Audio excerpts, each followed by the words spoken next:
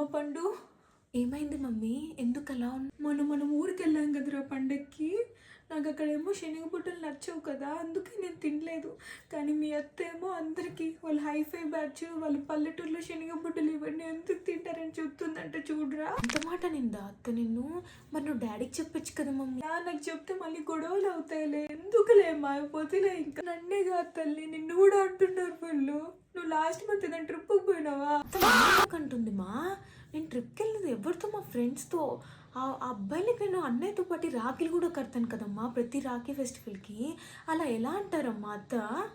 నువ్వు నాకు చెప్పి వెళ్ళినా మా ఊరంతా వాళ్ళ కూతుర్ని అద్దల్పు లేకుండా పెంచుతుంది, అబ్బాయిలతో ట్రిప్కి పంపిస్తుంది అంటున్నారు నన్ను. నేను డాడీ రాగానే డాడీకి చెప్తాను అత్త ఇలా అని.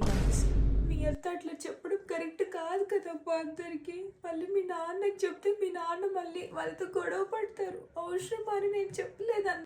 హలో వద్దులే, నేను బాగున్నాను, మీరు ఎలా ఉన్నారు? ఇస్తానండి. అత్త కాల్ చేసిందిరా, మాట్లాడు. అమ్మ ఇందాకే అత్త గురించి అన్నీ చెప్పావు, మళ్ళీ ఫోన్లో మాట్లాడు అని ఫోన్ ఎలా ఇస్తున్నావమ్మా నాకు?